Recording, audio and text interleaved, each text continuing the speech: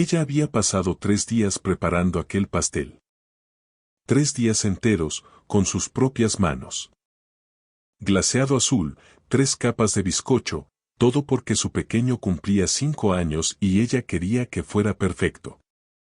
Y entonces, frente a 35 personas, su esposo la tomó por la nuca y le hundió la cara en el pastel. Despacio. Con intención. Como si aquello fuera un mensaje entregado delante de todos. La amiga de él ya había presionado grabar antes incluso de que el silencio terminara de caer sobre el patio. Ya estaba sonriendo. La madre de él cruzó los brazos y susurró una sola palabra. Por fin. 34 adultos se quedaron inmóviles. Nadie dio un paso. Nadie levantó la voz para decir basta. La única persona que corrió hacia ella fue su hijo de 5 años. Pero esto era lo que ninguno de ellos sabía. Ni su marido, ni su suegra, ni la mujer que sostenía el teléfono lista para grabarlo todo. La mujer que estaba allí, con el glaseado azul cayéndole por la barbilla, la mujer a la que acababan de humillar delante de todos los que alguna vez habían sido recibidos en su casa, era hija de uno de los hombres más ricos del sureste de Estados Unidos. Y muchos años atrás, ella había renunciado voluntariamente a cada dólar de esa fortuna, porque quería que la amaran por lo que era, no por el lugar de donde venía. Quédense conmigo, porque lo que hizo después no cambió solamente su vida. Cambió la vida de todos los que estaban en aquella habitación. Y también puede cambiar la forma en que ustedes miran a esa mujer tranquila que está justo a su lado. Esta historia no trata únicamente de traición y venganza. Trata de lo que ocurre cuando una mujer recuerda, por fin, quién es realmente, y decide que quienes lo olvidaron también merecen descubrirlo. Cada semana, en este canal, les contamos historias como la de Clyde. Historias donde la dignidad es puesta a prueba, donde el silencio es confundido con debilidad y donde la verdad, cuando finalmente llega, cae con todo el peso de lo que se tuvo que soportar para alcanzarla. Porque algunas lecciones solo pueden transmitirse a través de una historia. Y algunas historias guardan una verdad que se queda contigo mucho después de que el video termina. Mi nombre no importa ahora. Lo importante es lo que vi en el cumpleaños de un niño pequeño en Nashville, Tennessee, un sábado de septiembre. He contado muchas historias en mi vida. Historias sobre traición, sobre hombres que se creían intocables, sobre mujeres aplastadas tan profundamente que los demás olvidaron que seguían de pie sobre un ser humano vivo. Pero jamás había contado una historia como esta. Porque esta termina de otra manera. Empecemos aquí. Un patio trasero en el suroeste de Nashville. 35 personas. Un pastel de vainilla de 3 capas con glaseado azul, hecho a mano durante 3 días por una mujer para su hijo pequeño. Cintas colgaban de un árbol viejo. Servilletas con dinosaurios estaban perfectamente apiladas sobre una mesa plegable. 5 velas ardían bajo el sol de septiembre. El niño sopló todas las velas de una sola vez. Todos aplaudieron. Y entonces, frente a cada persona que estaba en aquel patio, el padre del niño tomó a su esposa por la nuca y le hundió el rostro en el pastel. No fue un empujón accidental. No fue un arrebato de ira que luego pudiera justificarse con alcohol o mal carácter. Fue lento. Deliberado. Controlado. Como un mensaje entregado en mano. El glaseado azul salpicó el mantel. Cubrió sus ojos, su nariz, su boca. Sus manos se lanzaron hacia adelante y se aferraron al borde de la mesa. Su cuerpo quedó rígido. El patio entero cayó en un silencio absoluto. En menos de 2 segundos, la amiga de él levantó el teléfono y comenzó a grabar. Ya sonreía antes de empezar. La madre de él cruzó los brazos, asintió lentamente una vez, se inclinó hacia la mujer que tenía al lado y susurró. Por fin. 34 adultos permanecieron quietos. Nadie se movió. Nadie dijo detente. Nadie extendió una mano hacia la mujer con glaseado azul bajándole por el rostro. El único que se movió fue el cumpleañero. Tenía 5 años. Saltó de su silla y corrió por el césped con los brazos abiertos, tropezando con la tierra irregular, tratando de alcanzar el rostro de su madre para limpiar el glaseado con sus manitas. Mamá. Mamá. Mamá. Su vocecita cortó el silencio como una grieta abriéndose en el cristal. Ella levantó la cabeza despacio. No gritó. No insultó.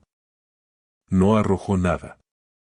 Se inclinó, tomó a su hijo en brazos y le limpió las lágrimas antes de quitarse una sola gota de glaseado del rostro.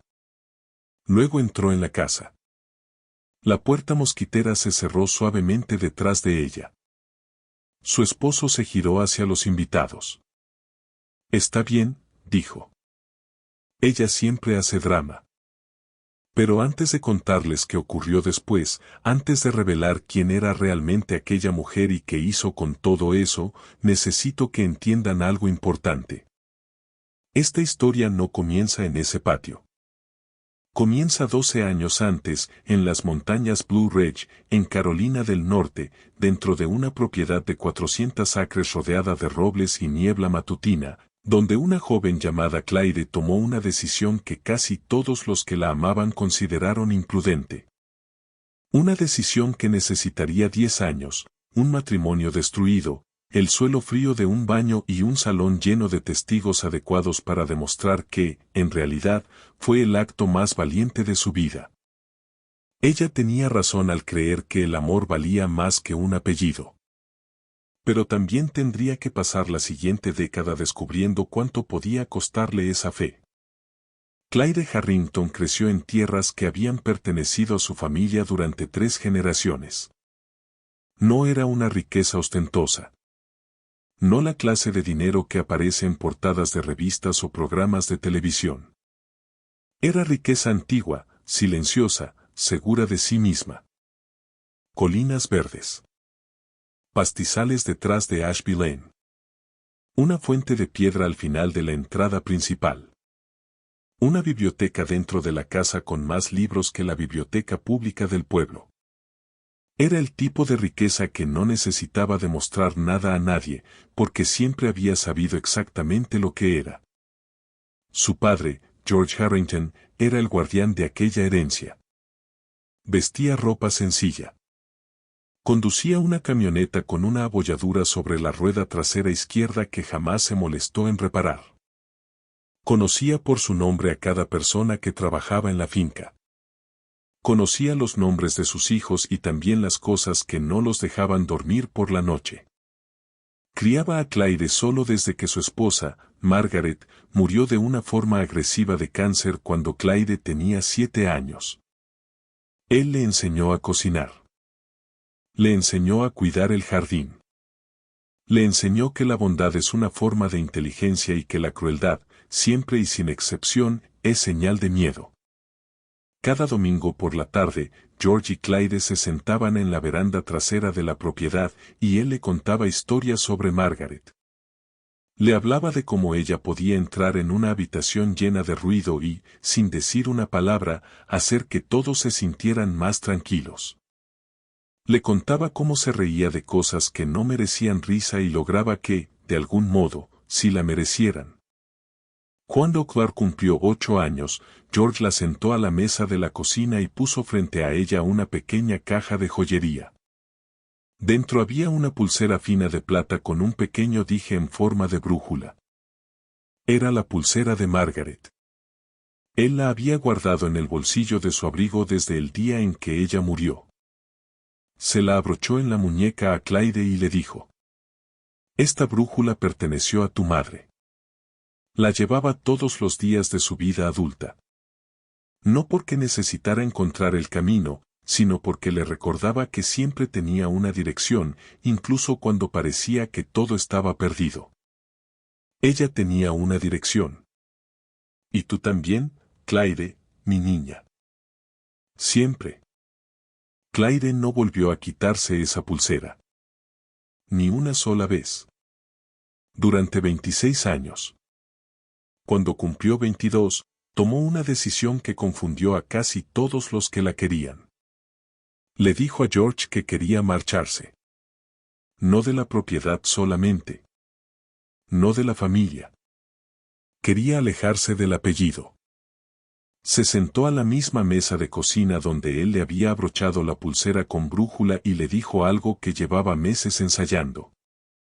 Papá, dijo, quiero que me amen por lo que soy, no por el lugar de donde vengo. No por mi apellido. No por los números de una cuenta bancaria. Quiero que alguien me elija a mí. Solo a mí. Y quiero saber, por el resto de mi vida, que eso fue real. George permaneció en silencio largo rato. El reloj de la cocina marcaba los segundos. Afuera, uno de los caballos se movía dentro del corral. La luz de la tarde entraba por la ventana con ese ángulo que solo existe en octubre. Finalmente, él dijo. ¿Entiendes lo que eso puede costarte, verdad? Sí, señor. ¿Entiendes que hay personas en este mundo que verán tu corazón abierto como si fuera una puerta abierta? Sí, señor. Él la miró durante mucho tiempo. Luego asintió. Creó un fondo fiduciario a su nombre, intacto, creciendo en silencio, y le dijo. La puerta de esta casa siempre estará abierta, Claire. De día o de noche. Nunca tendrás que explicar nada. Solo tendrás que entrar. Ella empacó una sola maleta. Cruzó la frontera hacia Tennessee en su viejo Honda Civic y llegó a Nashville. Cambió públicamente su apellido a Whitmore, el apellido de soltera de su madre.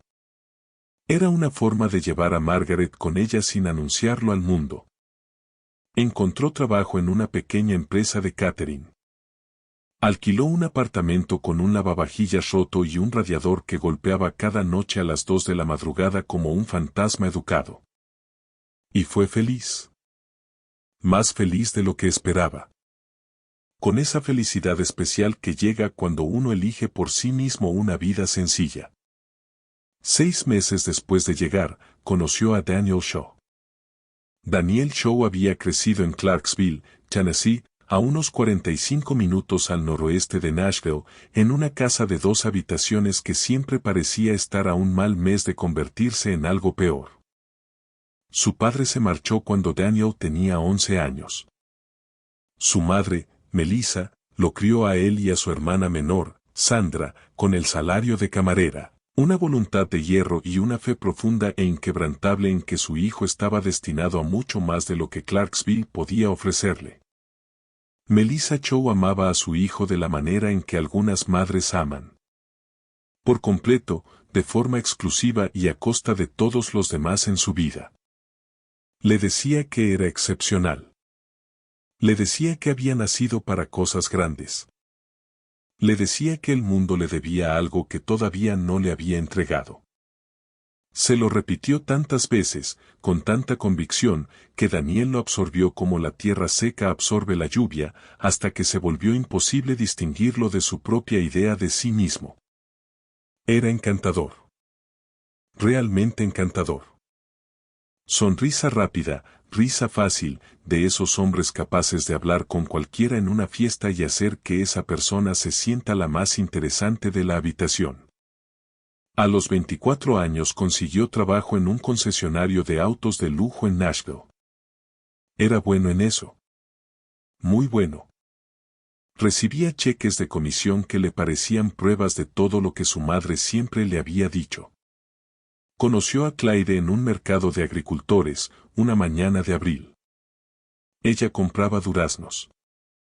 Él fingía mirar frascos de miel mientras intentaba encontrar una forma de iniciar conversación. Ella notó que estaba fingiendo. Sonrió y dijo: La miel de trébol es mejor de lo que parece. Él se rió y confesó que llevaba 4 minutos parado allí tratando de inventar algo ingenioso. Ella apreció la honestidad. Según su experiencia, la honestidad era mucho más rara de lo que la mayoría admitía. Hablaron durante 2 horas junto a una mesa de mermeladas. Él la llamó esa misma noche. Ella contestó. Volvió a llamarla al día siguiente. Era divertido. Era cálido. Hablaba de sus sueños con un entusiasmo parecido a la luz del sol. Quería abrir su propio concesionario algún día. Quería construir algo real. Hablaba de su madre con una devoción que Claire, que amaba a su propio padre con todo el corazón, encontraba profundamente conmovedora. Todavía no sabía cuánto iba a costarle esa devoción. Salieron durante 14 meses. Él le propuso matrimonio en la veranda trasera de su apartamento, con un anillo para el que había ahorrado 8 meses. Se arrodilló, y ella dijo que sí antes de que él terminara la frase. La boda fue sencilla. Colinas de Tennessee. 30 personas. Ella llevaba el vestido de su madre y la pulsera con brújula en la muñeca. Cuando dijo acepto, creyó que había encontrado exactamente aquello por lo que se había marchado. No estaba equivocada en ese instante. Se equivocaba en cuánto tiempo duraría. Los primeros 2 años fueron buenos. No perfectos, porque nada real lo es. Pero verdaderamente buenos. Compraron una casa en un barrio tranquilo del suroeste de Nashville. Modesta, limpia, con un patio trasero y un hogar que dejaba caer nueces cada octubre. Claire plantó un jardín junto a la cerca del sur. Tomates, albahaca, calabacines. Daniel se burlaba de eso, pero luego comía sin quejarse todo lo que ella cultivaba. Cooper nació 14 meses después de la boda. Daniel lloró en la sala de parto. Lágrimas reales. Esas lágrimas directas que los hombres derraman cuando ocurre algo enorme y olvidan actuar frente al mundo. Sostuvo a su hijo durante la primera hora y no quiso soltarlo. Claire lo miró y pensó. Esto era. Por esto vine. Tampoco estaba equivocada en ese momento. Se equivocaba en lo que los años, el dinero y la voz de su madre terminarían haciendo con aquello. El cambio comenzó durante el 3er año. Daniel recibió un ascenso. Primero vendedor principal, luego jefe de sala, después gerente de ventas. En 8 meses sus comisiones se duplicaron. Luego se triplicaron. Compró una camioneta nueva. Se inscribió en un gimnasio de Green Hills que costaba $400 al mes. Cambió de colonia.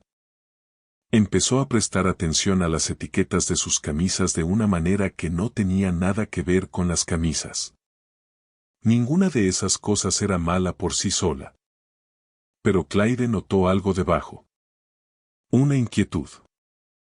Una insatisfacción que no tenía relación con lo que ya tenía, sino con lo que ahora creía merecer. Comenzó a llegar más tarde a casa. Los pequeños mensajes diarios desaparecieron. Antes le enviaba fotos de calcomanías graciosas en autos del concesionario, ahora pasaban días completos sin una sola palabra. Empezó a responderle con una pausa de apenas una fracción de segundo, pero demasiado larga. Esa pausa particular de un hombre que evalúa si los pensamientos de otra persona merecen una respuesta. Ella lo notó todo. Lo registró en silencio, como una mujer inteligente registra los pequeños temblores antes de un gran terremoto, esperando estar equivocada, esperando que la tierra volviera a quedarse quieta. Entonces Melissa empezó a aparecer más seguido. Melissa Chow nunca quiso a Claire. Desde el primer almuerzo de domingo en el que Daniel la llevó a Clarksville, la observó. Su manera tranquila, su ropa sencilla, la pulsera de plata en la muñeca, la forma en que escuchaba más de lo que hablaba. En los primeros 5 minutos tomó una decisión. Esa mujer no era suficiente para su hijo. Y comenzó, lenta y metódicamente, a verter esa idea en los oídos de Daniel. Cada domingo después de la iglesia. Cada cena festiva. Cada llamada telefónica que él atendía en otra habitación y que duraba 20 minutos más de lo necesario. Cariño, ella te está frenando. Un hombre como tú necesita una mujer a su altura. Tú ya superaste esa vida. Solo me preocupa que te hayas conformado con menos. Sandra, su hermana, repetía todo lo que Melissa decía, reforzándolo como hacen a veces los hermanos. Con crueldad casual disfrazada de preocupación. Una noche, durante una cena familiar, mientras Clyde pasaba la cesta del pan, Sandra dijo en voz alta: Tú podrías encontrar a alguien mucho mejor. Y lo sabes. Nadie reaccionó al hecho de que Clyde estaba a menos de 1 metro. Nadie se incomodó. Daniel no dijo una sola palabra en su defensa. Fue en ese momento cuando Clyde entendió que el silencio en esa familia no era neutral. El silencio era consentimiento. Era un miércoles de febrero, en el 4º año de matrimonio. Clyde pasó todo el día preparando la cena favorita de Daniel. Costillas de res estofadas con papas al romero, una receta que él alguna vez había dicho que era lo mejor que había comido en su vida. Acostó temprano a Cooper. Puso la mesa con velas. Abrió una botella de vino que habían estado guardando para una ocasión especial y decidió que un miércoles en el que su matrimonio necesitaba calor contaba como ocasión especial. Se sentó a esperar. A las 8, puso la comida en el horno a baja temperatura. A las 9:30, apagó las velas porque la cera empezaba a caer sobre el mantel. Daniel entró a las 11:40. Olía a un restaurante en el que ella nunca había estado. La corbata estaba floja. Miró la mesa. La comida cubierta con papel aluminio, las velas consumidas, el vino intacto. Y dijo: Ya comí. Luego pasó junto a ella y subió las escaleras. Clyde permaneció sentada a esa mesa durante 30 minutos después de oír cerrarse la puerta del dormitorio. Después recogió la comida, lavó cada plato a mano, dobló el mantel con cuidado y volvió a guardar el vino. No lloró hasta que estuvo en el baño del primer piso, con el grifo abierto lo bastante fuerte para cubrir el sonido. Aquí quiero detenerme un momento y hablarles directamente. Porque algunos de ustedes ya están haciendo cuentas en la cabeza. Se preguntan: ¿por qué no se fue? ¿Por qué no dijo nada? ¿Por qué no se defendió en ese mismo instante? Y quiero darles una respuesta honesta, porque es una de las cosas más importantes que voy a decir esta noche.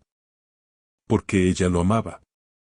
Y el amor verdadero, ese amor alrededor del cual una persona ha construido toda su vida, no muere un miércoles por la noche solo porque el hombre al que se lo entregaste llega tarde oliendo a un restaurante ajeno. Muere lentamente. Por partes. En una serie de pequeños momentos, cada uno de los cuales parece explicable por separado. Cada uno parece soportable. Y la verdad cruel de ese tipo de destrucción es que, cuando por fin la ves con claridad, ya estás demasiado dentro de ella. La persona que eras cuando podrías haberte ido fácilmente empieza a parecerte una extraña sobre la que alguna vez leíste en un libro. Si tú estás ahora en un lugar así, si algo de aquella cena de miércoles te resulta familiar, quiero que escuches esto. Entender por qué te quedaste no es lo mismo que aceptar que debes seguir quedándote. Son dos cosas completamente distintas.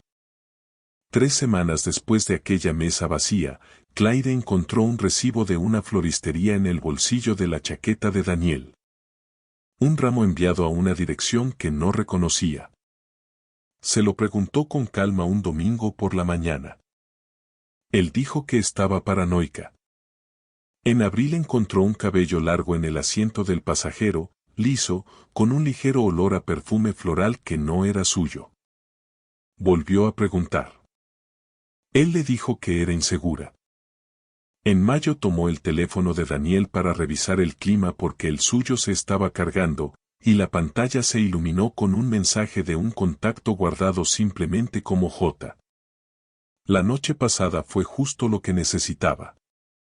Gracias por ser tú. Claire dejó el teléfono sobre la mesa. Sus manos estaban tranquilas. Su corazón no. Cuando Daniel salió de la ducha, ella le preguntó directamente. Sin suavizarlo. Sin rodeos. Él la miró con algo que ella nunca había visto antes en su rostro. No era culpa. No era vergüenza. Era una irritación fría y plana, como si ella fuera un obstáculo imprevisto. Tienes que dejar de revisar mis cosas, dijo. Francamente, Claire, con todo lo que hago por esta familia, deberías agradecer que todavía vuelva a casa. Anoten esa frase. Pónganle fecha. Guárdenla en algún lugar seguro. Porque esa frase no habla de irritación. No habla de un hombre con una semana difícil. Es una declaración de cómo ve la relación de poder entre ustedes. Está diciendo que su presencia es un regalo que decide conceder. Que tu gratitud es obligatoria. Que su fidelidad es opcional.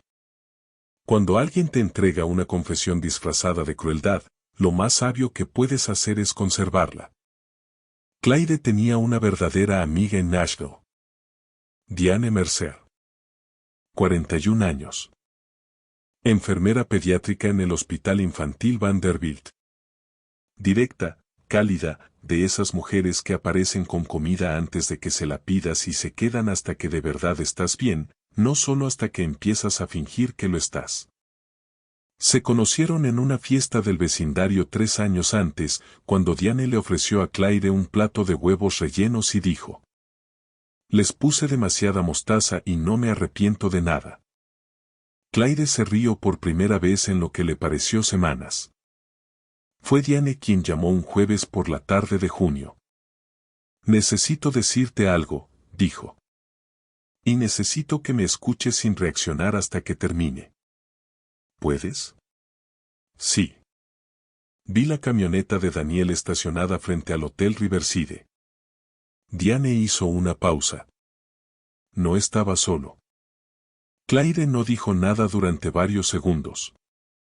No porque no sintiera nada, sino porque, a veces, el dolor entra tan profundo que al principio no encuentra una salida.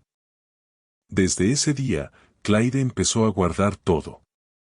Recibos. Mensajes. Horarios. Extractos bancarios. Silencios. Llamadas. Mentiras.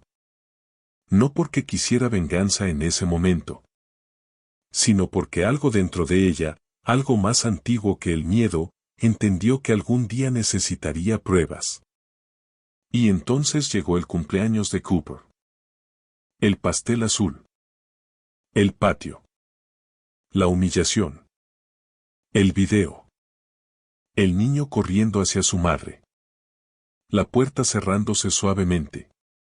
Lo que ocurrió después no fue un estallido. Fue algo mucho más peligroso. Fue una mujer que dejó de pedir permiso para existir. Esa noche, Claire no discutió. No gritó. No le arrojó el anillo a la cara. Subió al baño, cerró la puerta con seguro y se sentó en el suelo frío con Cooper dormido sobre su regazo. Tenía glaseado seco en el cabello. Su hijo, aún dormido, tenía una mano aferrada a su blusa.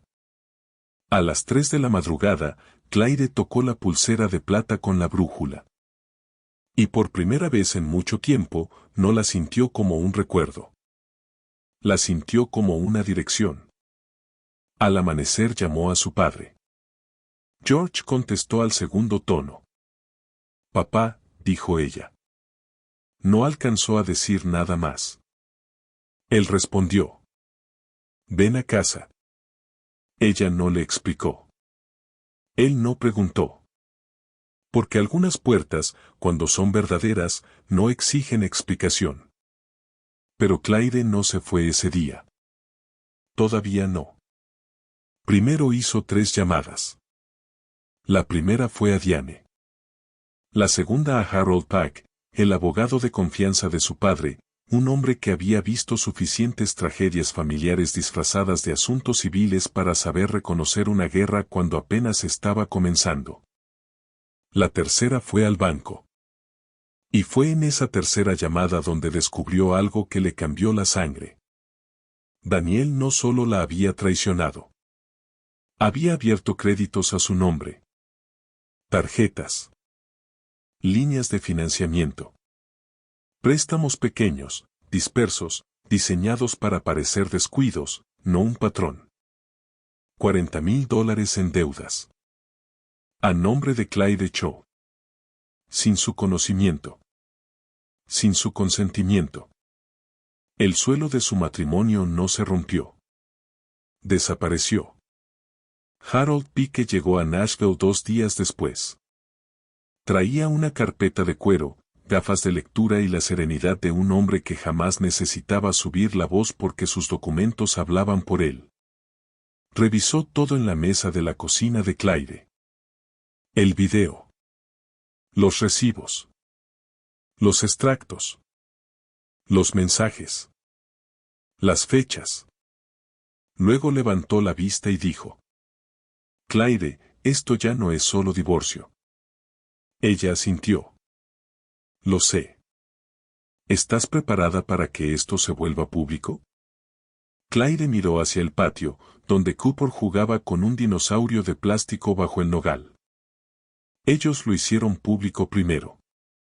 3 semanas después del cumpleaños, George Harrington organizó una gala benéfica en Nashville. Oficialmente, era una cena para recaudar fondos para un programa de becas infantiles.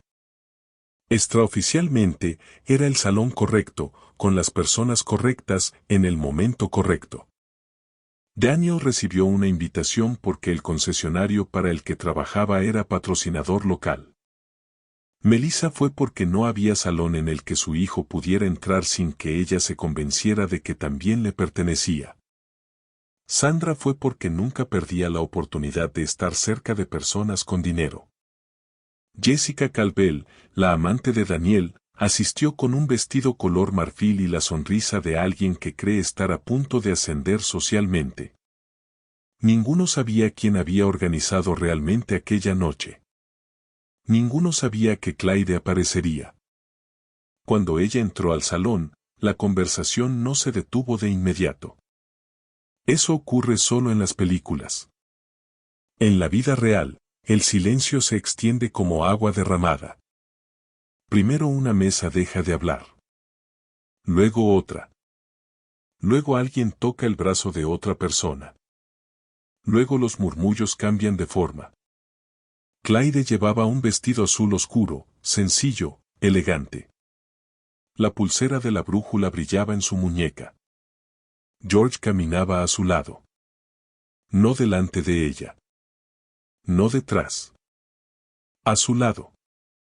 Y esa fue la primera señal que algunos comprendieron demasiado tarde. Daniel la vio desde la mesa del concesionario.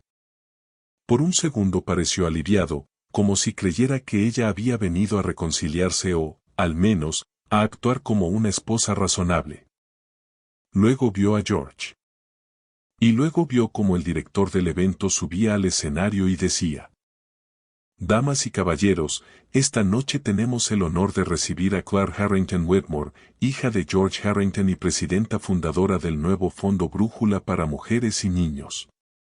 La mano de Melissa se quedó congelada sobre su copa. Sandra dejó de sonreír. Jessica miró a Daniel. Daniel no miraba a nadie. Clyde subió al escenario. No habló con ira. La ira habría sido más fácil de descartar. Habló con calma. Con una voz cálida y firme. Habló sobre mujeres que reconstruyen su vida después del abuso emocional, la manipulación financiera y el control coercitivo. Habló de la importancia de contar con ayuda legal, vivienda segura, orientación económica y personas que crean en una mujer antes de exigirle que explique cada herida. Luego dijo: A veces, la gente confunde el silencio con falta de fuerza. A veces, una mujer permanece quieta no porque no tenga nada que decir, sino porque está esperando el lugar correcto para decir la verdad. La pantalla detrás de ella se encendió. El video apareció. Un patio. Un pastel azul. Una mano en la nuca. Un rostro hundido en el glaseado. 34 adultos inmóviles. Un niño de 5 años corriendo hacia su madre. Claire no se giró para mirar la pantalla. No necesitaba hacerlo. Ya había vivido ese momento una vez. La sala entera lo vio en silencio. Cuando el video terminó, Claire dijo: "La única persona que se acercó a mí fue mi hijo de 5 años. Corrió por el patio con los brazos abiertos, gritando mi nombre. Dejó que esas palabras se asentaran. Esa mujer era yo. No señaló a nadie. No hacía falta". Todas las cabezas del salón giraron hacia la mesa de Daniel. Él estaba inmóvil. La mandíbula apretada. Los ojos abiertos con ese miedo particular de quien acaba de entender que el suelo sobre el que construyó todo nunca fue realmente suyo. Detrás de Claire, la pantalla volvió a iluminarse. El video duraba 47 segundos. En una sala llena de 300 personas que ahora sabían exactamente quién era su padre y entendían el peso de lo que estaban viendo, cada segundo cayó como una sentencia pronunciada por fin en el lugar adecuado. Nadie se rió. Harold Pike se acercó al segundo micrófono. Tranquilo. Profesional. Su voz se extendió por el salón sin necesidad de elevarse. Anunció que se había documentado fraude crediticio por un total de $40,000, abierto a nombre de Clark sin su conocimiento ni consentimiento, y confirmó que se habían iniciado procedimientos legales a través de las autoridades correspondientes de Tennessee. También señaló que la propiedad donde Daniel Shaw residía en ese momento siempre había pertenecido al fideicomiso de la familia Harrington y que el derecho de ocupación había sido revocado oficialmente esa misma noche. Luego dijo: "Además, hemos obtenido documentos que confirman que la relación entre Daniel Shaw y Jessica Caldwell fue organizada deliberadamente por Melissa Shaw 14 meses antes de que la señorita Caldwell comenzara a trabajar en el concesionario, y que estuvo acompañada de pagos financieros documentados. Fue intencional. Está documentado. Y todo será presentado íntegramente en el proceso civil". La sala quedó completamente paralizada. Melissa se puso de pie. Una mano plana sobre la mesa. Abrió la boca, pero no salió nada. Daniel giró para mirar a su madre. Ella volvió a sentarse. Él buscó bajo la mesa la mano de Jessica. Pero ya no estaba allí. Jessica ya estaba escribiendo un mensaje en su teléfono. No para Daniel. No a él. Ella había identificado su siguiente situación 3 semanas antes y ya estaba moviéndose con la eficiencia tranquila de alguien que había repetido el mismo patrón suficientes veces como para convertirlo en sistema. No se despidió. No lo miró. Simplemente se convirtió, en el espacio de aquel momento, en una persona que ya había abandonado el edificio. Claire dejó el micrófono con cuidado sobre el atril. Besó a su padre en la mejilla. Bajó del escenario con la misma calma con la que había entrado. No miró atrás. La sala se abrió ante ella como la marea retrocediendo para dejar pasar algo que pertenece a la orilla. A Daniel Shaw le entregaron los documentos legales el lunes por la mañana en el estacionamiento del concesionario, frente a 3 compañeros que 3 semanas antes habían estado en su patio viendo cómo su esposa entraba sola en la casa con glaseado en el rostro sin que ellos dijeran nada. Ahora lo miraban de otra manera. Lo miraban con esa incomodidad especial de las personas que saben que tomaron una decisión imposible de deshacer y que han pasado las últimas semanas reordenando sus recuerdos para que su propia inacción parezca más justificable de lo que fue. Su gerente lo llamó a la oficina y le informó que, dado que el video había adquirido un nuevo contexto público por la gala del Fondo Harrington y la documentación sobre el fraude ya había sido recogida por 2 medios locales, la empresa necesitaba proteger su reputación. Quedaba suspendido indefinidamente, sin sueldo, con efecto inmediato. Daniel condujo hasta casa. Las cerraduras habían sido cambiadas. Su ropa estaba en cajas sobre el porche, doblada con cuidado. Incluso las camisas tenían el cuello bien acomodado y las mangas dobladas correctamente, tal como Clyde le había enseñado en el mercado de agricultores en su tercera cita, cuando ella se rió al ver lo mal que lo hacía y se lo mostró ella misma. Ese detalle destruyó algo en él más profundamente que cualquier documento legal. La llamó. Buzón de voz. Volvió a llamar. Buzón de voz.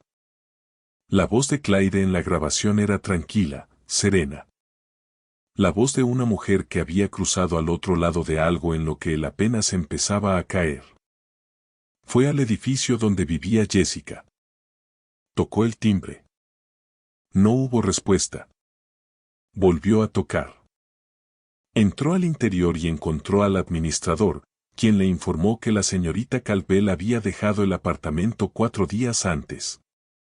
Se había mudado por completo. Sin dirección de reenvío. Sin muebles. Sin una sola pertenencia. Ni siquiera quedaba su olor en el aire. No dejó nada porque, para ella, Daniel Shaw nunca había sido más que un capítulo que ya había terminado de leer.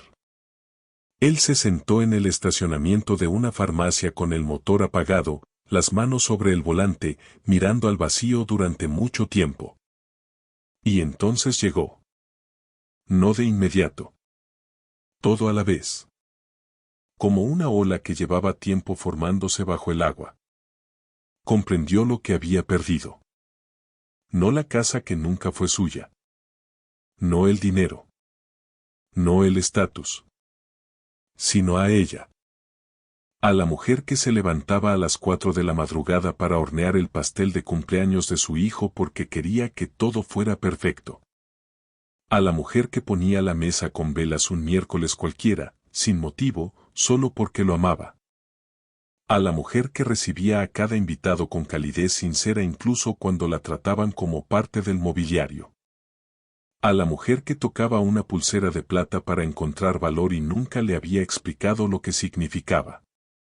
A la mujer cuyo padre podía comprar cada concesionario del estado y aún así ella nunca mencionó una palabra de eso.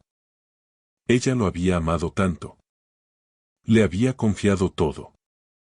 Y él lo había destruido todo por una mujer que ya estaba escribiendo su mensaje de despedida antes de salir por la puerta.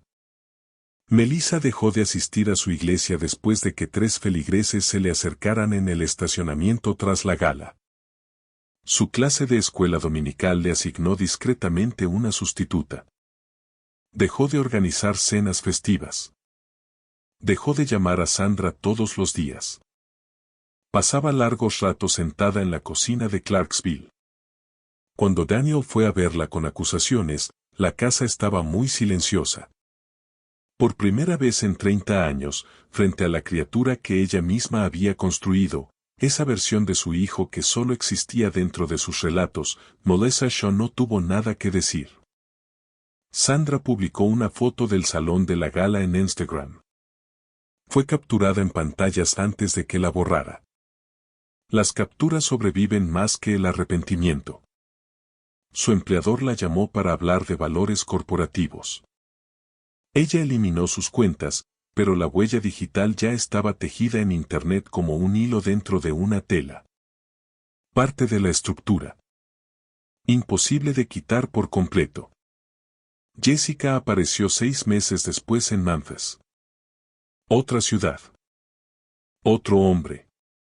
El mismo patrón. La misma paciencia. El mismo calor ensayado, dirigido con precisión hacia las vulnerabilidades adecuadas. Pero la oficina de Harold Pack ya lo esperaba. La documentación completa había sido enviada a una abogada de familia de mi oficina, a petición de la esposa de aquel hombre, quien los encontró a través de una red silenciosa creada por Clyde después de volver a casa. Clyde nunca lo anunció. Nunca lo publicitó. Simplemente se volvió disponible para mujeres que necesitaban lo que ella había necesitado una vez, sentada en el suelo del baño a las 3 de la mañana. Alguien que pusiera la herramienta correcta en sus manos y luego diera un paso atrás. 2 semanas después de la gala, Clyde empacó sus cosas y las de Cooper en su viejo Honda Civic. El mismo auto en el que había llegado a Nashville 11 años antes, a los 22, con una sola maleta, una pulsera con brújula y la fe de que el amor valía más que un apellido. Cooper iba en el asiento trasero con su dinosaurio de juguete y los zapatos puestos en los pies equivocados, porque insistió en ponérselos solo y ella no tuvo corazón para corregirlo. Se durmió en algún lugar de las montañas bajas, con la cabeza apoyada en la ventana, el pecho subiendo y bajando con el ritmo suave de un niño que todavía confía lo suficiente en el mundo como para dormir profundamente dentro de él. Clyde atravesó la región de Blue Ridge mientras el sol se levantaba sobre la cordillera. La luz pasaba entre los árboles en largas franjas doradas. El camino serpenteaba entre las montañas, y ella conocía cada curva como se conocen las cosas que han vivido dentro del cuerpo desde la infancia. Tocó una vez la pulsera de la brújula. No miró por el espejo retrovisor. La propiedad estaba exactamente como la recordaba. La fuente de piedra al final de la entrada principal. Los robles junto a la cerca oriental, vueltos ámbar y dorados bajo la luz de octubre. La biblioteca. La veranda trasera donde George le contaba historias sobre Margaret los domingos por la tarde, cuando ella era lo bastante pequeña para creer que el mundo era bueno en esencia y que la mayoría de las personas deseaban hacer el bien. Cooper corrió por los jardines desde su primer día. Persiguió un conejo. Recogió dientes de león en un puño y se los entregó a Clyde con la solemnidad de alguien que ofrece un regalo importante. George lo subió sobre sus hombros y caminó con él por los senderos del jardín antes de la cena. Esa noche, Clyde y George se sentaron en la veranda trasera con 2 vasos de té dulce.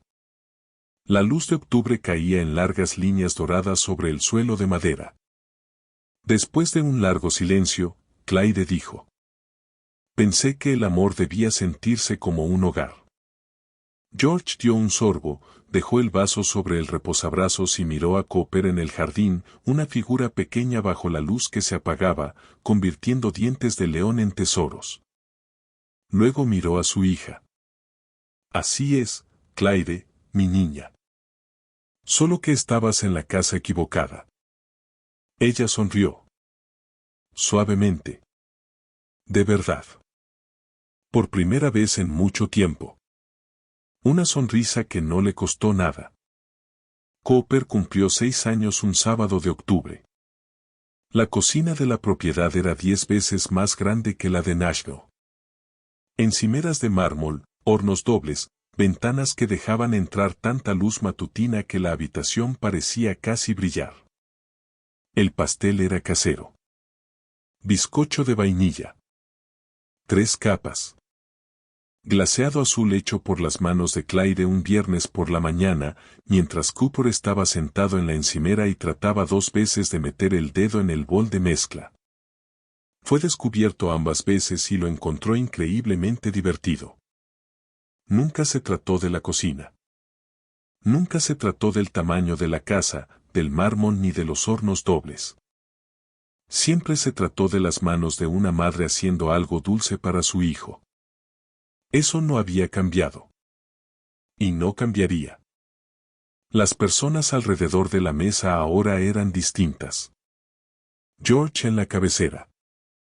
Diane y su esposo frente a Clyde. Diane había llegado desde Nashville con huevos rellenos, buen vino y una alegre negativa a ponerse sentimental. Harold Pique envió flores, que Cooper intentó usar de inmediato en un juego con un dinosaurio de juguete y reglas poco claras. También asistió la maestra de preescolar de Cooper, una mujer que había llamado a Clyde 6 semanas después del inicio de clases para decirle que Cooper era uno de los niños más sensibles que había enseñado en 14 años, y que ella creía que Clyde debía saberlo. Eran personas que pronunciaban el nombre de Clyde con cariño y lo decían en serio. Personas que miraban a Cooper y veían exactamente lo que era. Un milagro con zapatillas de dinosaurios, que se ponía los zapatos al revés por elección propia, recogía dientes de león como si fueran monedas y todavía creía con todo su corazón que pedir deseos al soplar velas era un asunto serio e importante. Cuando encendieron las velas y la habitación empezó a cantar, Clyde estaba detrás de su hijo, con las manos apoyadas suavemente sobre sus hombros. Él la miró por encima del hombro. Tenía glaseado en los dedos por un pedacito que había robado pensando que ella no lo veía. Ella sí lo vio. No dijo nada. Algunas cosas merecen ser permitidas. Pide un deseo, mamá, dijo él. Ella se rió. Una risa amplia, lenta, abierta. Esa clase de risa que solo llega después de que una mujer atraviesa el fuego y descubre, al otro lado, que ella nunca fue aquello que ardía. Era aquello que sobrevivía. Cariño, dijo, ya se cumplió. Él sopló las 6 velas de una sola vez. La habitación estalló en aplausos verdaderos, de personas que lo decían de corazón. Personas que habían elegido estar allí porque querían estar allí, no porque la obligación las hubiera llevado. La pulsera con brújula atrapó la luz matutina de octubre que entraba por la ventana de la cocina y brilló sobre su muñeca como una estrella pequeña y firme. Como algo que había señalado el verdadero norte todo ese tiempo, incluso durante los años en que ella aún no estaba lista para seguirlo. Ahora lo seguía. Antes de terminar, quiero hablarles directamente sobre lo que esta historia me enseñó. No como un narrador cerrando una escena dramática, sino como una persona que ha pensado en la historia de Clyde y en lo que realmente significa. Porque esta historia me enseñó 5 cosas y creo que merecen ser dichas en voz alta. La primera. El silencio no siempre es debilidad. Existe un tipo especial de fuerza que desde fuera se parece mucho a la paciencia. Una fuerza que algunos confunden con sumisión.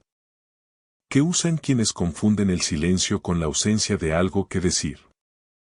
Clyde nunca fue débil. Ella esperó, consciente o no, el momento en que la verdad pudiera ser dicha en la sala adecuada, con el peso adecuado y ante la audiencia adecuada. No luchó cada pequeña batalla cuando apareció, porque en algún lugar por debajo del pensamiento consciente entendía que ganar combates pequeños podía impedirle ganar el único que de verdad importaba. No callaba porque tuviera miedo. Callaba porque estaba construyendo. La segunda. El amor nunca debería exigirte volverte invisible. Si la persona que está a tu lado solo te acepta cuando eres más pequeña, más silenciosa, más cómoda, menos importante, eso no es amor. Es control vestido con la ropa del amor.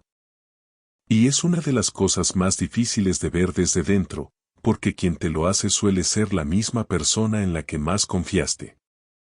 La crueldad al principio no suele ser dramática. Es silenciosa. Gradual. Una serie de pequeños momentos que parecen soportables. Una mesa vacía. Un saludo ignorado. Un silencio donde debió haber una defensa.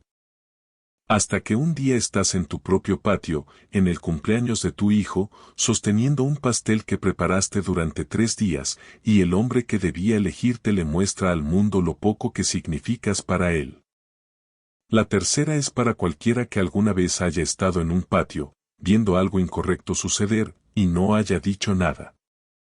Tu silencio también es una voz.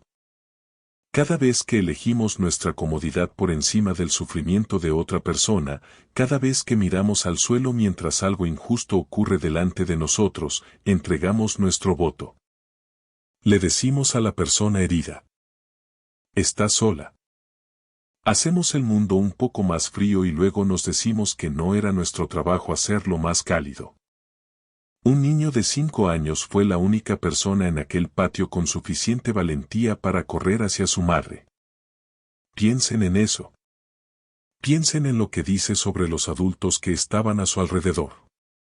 Y la próxima vez que estén en una habitación donde el momento les exija elegir entre la comodidad y el valor, recuerden a ese niño de 5 años. Son más valientes que los adultos de aquel patio. La cuarta. Tu valor no se define por lo que otra persona haga con él. Daniel intentó convertir el amor de Clyde en un arma. Melissa intentó planear su desaparición dentro de su propia familia. Jessica trató su vida como si fuera un pasillo, algo por lo que se pasa camino a algo más útil. Y a través de todo eso, el valor de Clyde no cambió ni una sola vez. Siempre estuvo allí. Siempre le perteneció. Siempre fue real. La única pregunta era cuándo decidiría recuperarlo. La quinta es lo que quiero que se lleven con ustedes. La mujer que hoy es subestimada muchas veces termina siendo aquella ante quien otros deberán responder mañana. No porque tenga suerte. No porque su padre tuviera recursos. Sino porque nunca dejó de ser quien era, incluso cuando eso le costó todo. Incluso cuando estaba sentada en el suelo del baño a las 3 de la mañana, con un niño dormido sobre el hombro y una cuenta bancaria vacía que otra persona había drenado. Incluso entonces, ella sabía quién era. La brújula no apuntaba al norte porque fuera de plata. Apuntaba al norte porque ella finalmente decidió seguirla. Y eso es algo que nadie puede quitarle a una mujer que decide recordarlo. Ni un esposo. Ni una suegra. Ni una amante enviada por otra persona. Ni un video viral. Ni una declaración pública redactada por un abogado a las 9 de la noche. Por eso, antes de juzgar el silencio de alguien, piensen que quizá esa persona está construyendo algo dentro de él. Antes de subestimar a la mujer tranquila en la habitación, piensen que tal vez ella ya sabe algo que ustedes todavía no. Y si tú eres esa mujer ahora mismo, si alguna parte de esta historia no se sintió como entretenimiento sino como un espejo, quiero que escuches esto con claridad. No estás al final de tu historia. Estás en el fondo. Y a veces, el fondo es precisamente el lugar donde descubres de qué estás hecha. Si esta historia se quedó contigo, si alguna parte del camino de Clyde te resultó familiar, si te dio algo verdadero en que pensar o te recordó a alguien que amas, compártela hoy. No mañana. Hoy. Porque alguien en tu vida quizá está ahora mismo sentado en el suelo de un baño, necesitando escuchar que tocar fondo no es el final. Que la mujer silenciosa en la habitación no está indefensa. Que la brújula sigue apuntando al norte incluso cuando todo a su alrededor parece sumido en el caos. Suscríbete a este canal. Cada semana traemos historias como esta. Historias de fuerza que no siempre se anuncia, de consecuencias que llegan lentamente y luego caen de golpe, de personas que encuentran el camino de regreso a sí mismas cuando el mundo les dio todas las razones para no hacerlo. Activa la campana de notificaciones para no perderte ninguna. Y si alguna vez fuiste esa persona en el patio que permaneció inmóvil cuando debió actuar, todavía no es tarde para hacerlo diferente la próxima vez. Ese es el sentido de cada historia que contamos aquí. Nos vemos en la próxima. Descargo editorial de responsabilidad. Esta obra es una dramatización ficticia creada con fines de entretenimiento, reflexión emocional y narración. Todos los personajes, nombres, lugares y acontecimientos representados en esta historia son completamente ficticios. Cualquier parecido con personas reales, vivas o fallecidas, o con hechos reales, es pura coincidencia. Este canal no apoya, glorifica ni minimiza ninguna forma de violencia doméstica, fraude financiero, manipulación emocional o control coercitivo. Si tú o alguien que conoces está sufriendo violencia doméstica o explotación financiera, por favor busca ayuda. En Estados Unidos puedes contactar a la Línea Nacional contra la Violencia Doméstica al 1-800-799-7233.